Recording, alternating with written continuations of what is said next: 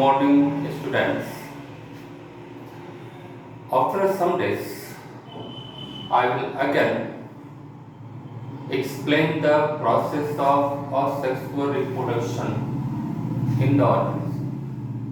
In the previous video, I had explained the two types of reproduction and what is the variations occurs. So now on the blackboard, I will discuss about the asexual reproduction.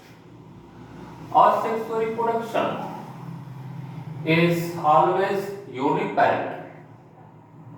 That is, only one parent participate in the asexual reproduction, and this is the reason the DNA comes from single parent. So daughter cell or offspring are similar to their parent, to their cells, and such group of similar daughter cells or similar organism are called clones. Okay? So in asexual reproduction, there is no gamete formation, there is no fusion of gametes, there is no meiosis, there is no zygote formation, and this is the reason there is no variation. You know that variation only occurs when the two DNA comes from two different parents, comes from two different gametes. जब भी नया variation बनता है, कोई नए character तभी आते हैं, नए कॉम्बिनेशन तभी बनते हैं जब दो डीएनए दो डिफरेंट पेरेंट्स से आए। जैसे कि सेक्सुअल रिप्रोडक्शन में एक मेल गैमीट होता है जो फादर से आता है, एक फीमेल गैमीट होता है जो मदर से आता है।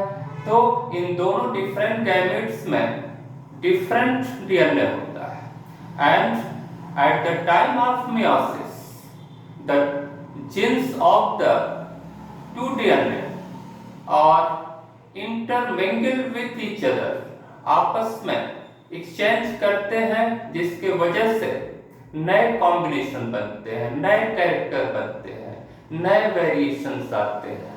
लेकिन asexual reproduction में कोई वेरिएशन नहीं आता है, क्योंकि जो डीएनए आता है वो एक ही पेरेंट से आता है। कहने का मतलब ये है कि जो भी full of DNA a parent, suppose that a parent है, सो अगर ये डिवाइड कर रहा है 1 से 2 में, तो दोनों जो डॉटर ऑर्गेनिज्म होंगे या दोनों डॉटर सेल होंगी, उनमें सेम कैरेक्टर आ रहा है, सेम डीएनए आ रहा है, सेम जीन आ रहा है।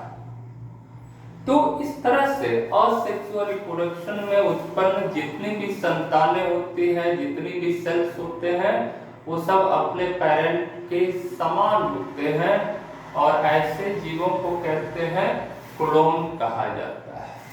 Okay.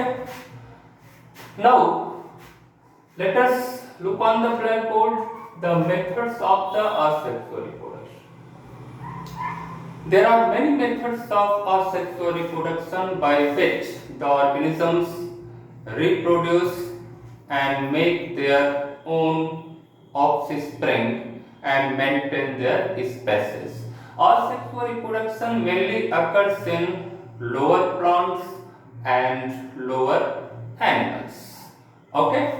However, sexual reproduction also occur in these organisms, but these organisms rapidly divide only by asexual reproduction.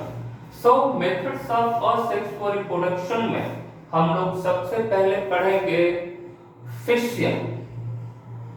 Fission means splitting of parent cell or splitting of parent organism into either two daughter cells, two organism, or more than two daughter cells.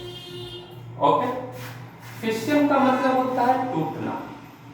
जब कोई cell या कोई organism दो भागों में टूट जाता है तो उसको हम दो या दो से अधिक भागों में टूट जाता है या बढ़ जाता है तो उसको हम कहते हैं splitting of the parent cell, that is called fission. One thing is here it is clear that in asexual reproduction the cell division that occurs, that is called mitosis. यानी असेक्सुअल रिप्रोडक्शन में हमेशा जीव या कोई cell जो divide करती है वो या तो माइटोसिस के द्वारा डिवाइड करती है या एमाइटोसिस के द्वारा डिवाइड करती है, क्योंकि यहाँ पर क्रोमोसोम का डिवीजन नहीं होता है, डायरेक्ट न्यूक्लियस का डिवीजन होता है, डायरेक्ट डीएनए का डिवीजन होता है, इसलिए इसको कहते हैं माइटोटिक डिवीजन या एमाइटोटिक डिवीजन कहते हैं। सो पहले हम देखेंगे फिशियन क्या होता है। This is most important point for the point of examination. Okay, examination हमेशा पूछा जाता है। तो अगर फिशियन में कोई डॉटर सेल डिवाइड होकर दो आइडेंटिकल डॉटर सेल बनाती है या इंडिविजुअल बनाती है तो उसको कहते हैं बाइनरी फिशियन, और अगर दो से अधिक का फॉर्मेशन करती है तो उसको कहते हैं multiple फिशियन।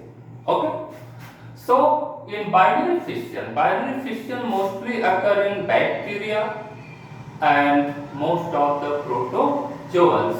For example, in amoeba, paramecium, leishmania.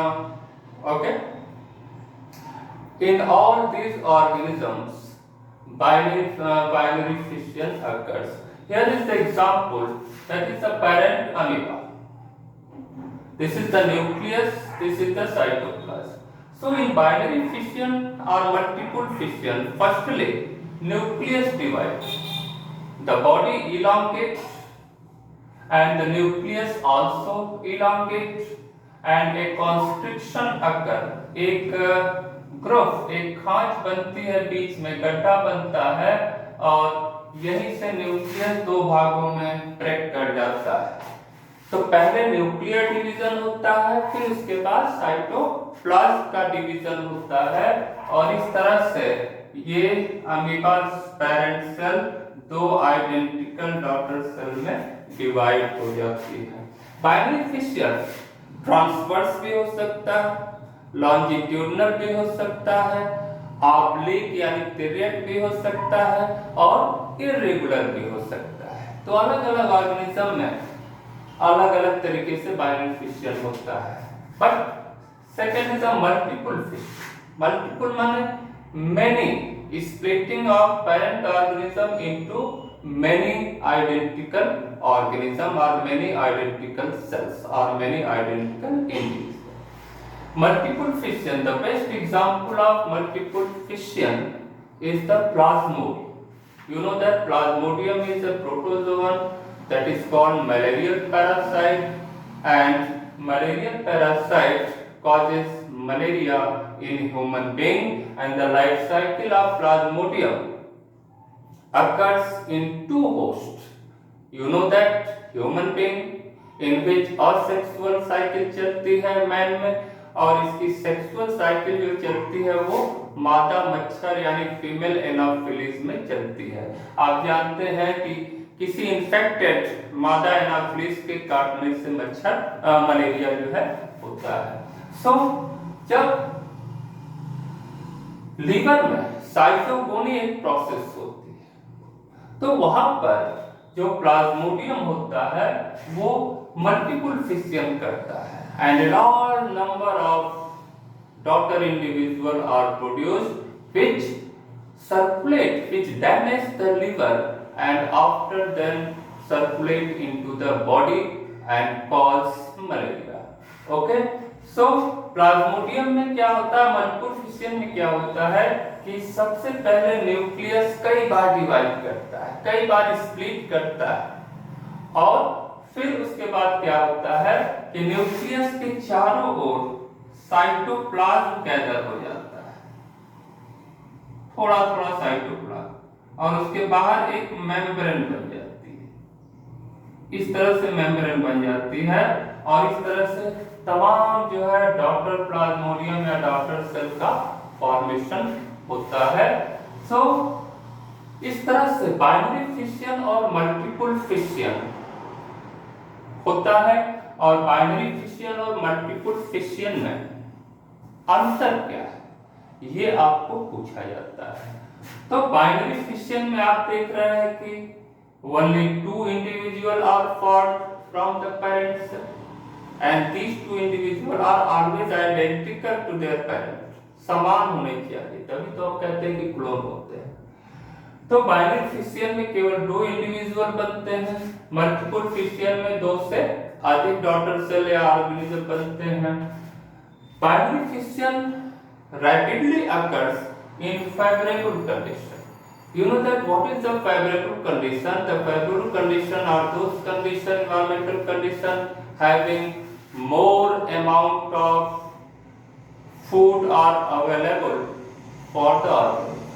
That is, the environmental condition is suited for that organism.